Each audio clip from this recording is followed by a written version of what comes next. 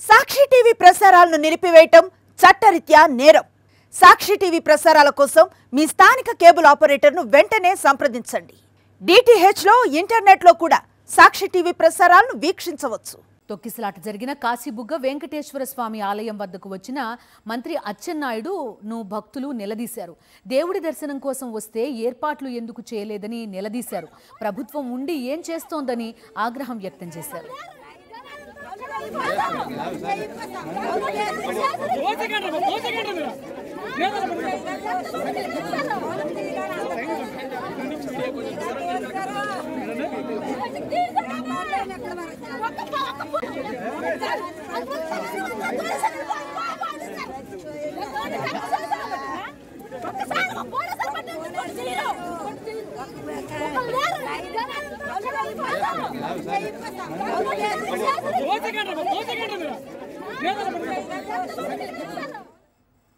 కాశీబుగ్గ తొక్కిసలాట ఘటన జరిగిన దేవాలయం దగ్గర నుంచి మరింత సమాచారం మా ప్రతినిధి నాయుడు అందిస్తారు. వెంకటేశ్వర స్వామి దేవాలయంలో ప్రమాద తీవ్రతను ఈ ఇరిగిపోయిన రైలింగ్స్ మనకి తెలియజేస్తున్నాయి. చూడొచ్చు ఇనప రైలింగ్స్ ఏ విధంగా పక్కకి ఒరిగిపోయి ఉన్నాయో.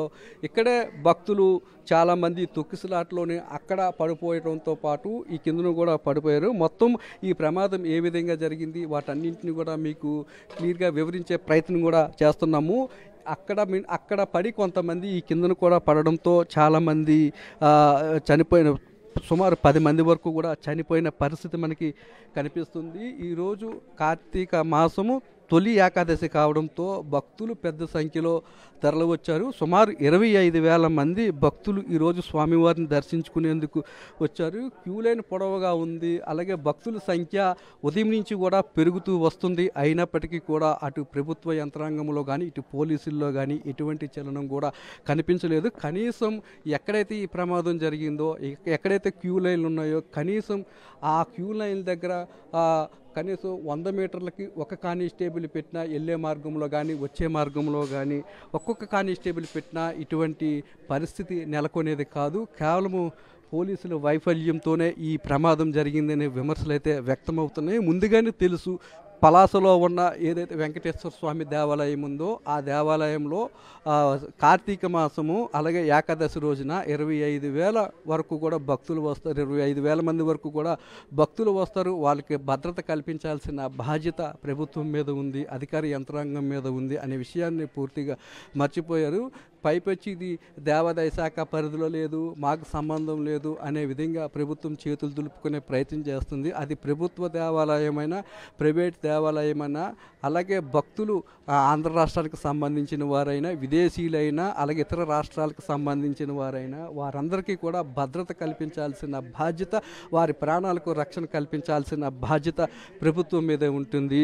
ఏదైనా చిన్న చిన్న ఈవెంట్లు జరిగితేనే లేదంటే కూటమి నాయకులు ఎక్కడైనా పర్యటన చేస్తేనే భారీ బందోబస్తుని ఏర్పాటు చేస్తారు. అలాంటిది 25,000 మంది భక్తులు తరలి వస్తున్నారని తెలిసి కూడా ఇక్కడ ఒక్క కానిస్టేబుల్ కూడా పెట్టలేదంటే ఎంత ఘోరమైన వైఫల్యం చెందిందనే విషయం మనకి ఇక్కడ చూడవచ్చు. మనం ఇక్కడ ఈ సామాన్లన్నీ ఏ విధంగా చిందరవందరంగా పడి ఉన్నాయో. ఒక్కసారిగా తొక్కిసలాట జరగడంతో చాలామంది భయంతో కొంతమంది పరుగులు తీశారు. ఆందోళనతో మరికొంతమంది కిందన పడ్డారు. ఊపిరాడక కొంతమంది చనిపోయారు. చనిపోయిన వారిలో చిన్నపిల్లలు ఉన్నారు, మహిళలు ఉన్నారు.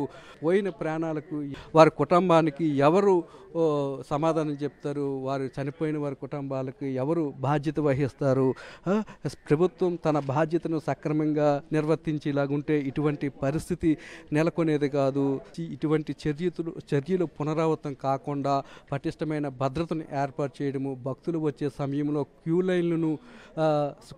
క్యూ లైన్లు సక్రమంగా వెళ్ళేటట్లు అక్కడ బందోబస్తుని ఏర్పాటు చేయడము, వారికి కావలసిన మౌలిక సదుపాయాలను కల్పించడం వంటివి చేసి ఉండేలాగుంటే ఈరోజు సంఘటన జరిగేది కాదు. సింహాచలంలో శ్రీ వరహా లక్ష్మీ నరసింహ స్వామి వారి చందనోత్సవం రోజున తొక్కిసలాట జరిగి అక్కడ నాసిరకం గోడ కూలి 8 మంది భక్తులు మరణించారు. ఆ తర్వాత కూడా ప్రభుత్వం పాఠాలు నేర్చుకోలేదు. భక్తుల ప్రాణాలంటే లెక్క లేదు అనే తరహాలోనే వ్యవహరిస్తుంది.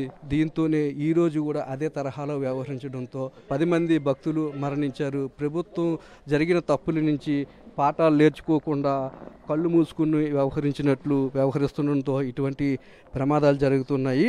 ఈ బాధితులు పరామర్శించడానికి వచ్చిన మంత్రి అచ్చెన్నాయుడు మీరు ఏం ఏర్పాట్లు చేశారని చెప్పి నిలదీశారంటే వారి మీద ఎంత ఆగ్రహం ఉందో, వారు చేసిన ఏర్పాట్ల పట్ల ఎంత అసంతృప్తి ఉందన్న విషయం అయితే మనకి స్పష్టమవుతుంది.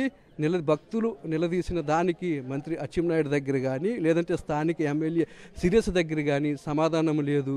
వారు మౌనాన్ని వహించారు. మౌనం అంటేనే తమ తప్పును వాళ్ళు ఒప్పుకున్నట్లు, తప్పు చేశారు కాబట్టి వాళ్ళు మౌనంగా ఉన్నారు. తగిన ఏర్పాట్లు చేసేలాగుంటే వారు తిరిగి అడిగిన వారికి సమాధానం చెప్పేవారు. మేము మీకు కావాల్సిన అన్ని ఏర్పాట్లు చేశాము, అక్కడ ప్రమాదం అనుకోకుండా జరిగింది, తమ తప్పు ఏమీ లేదు అని చెప్పే ప్రయత్నం కూడా చేసేవాళ్ళు. వారు మౌనంగా ఉన్నారంటేనే తప్పు మా వైపు జరిగిందనే విషయం అయితే స్పష్టంగా అర్థమవుతుంది. కెమెరామెన్ శంకర్తో నాయుడు, పలాస నుంచి.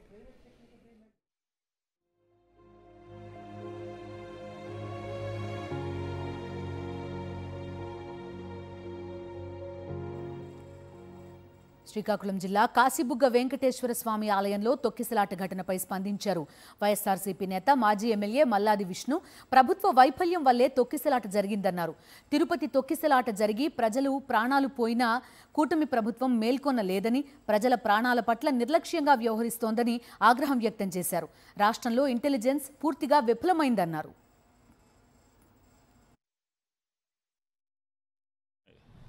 తిరుమల తిరుపతి దేవస్థానంలో తొక్కిసలాట జరిగి 6 చనిపోయారు.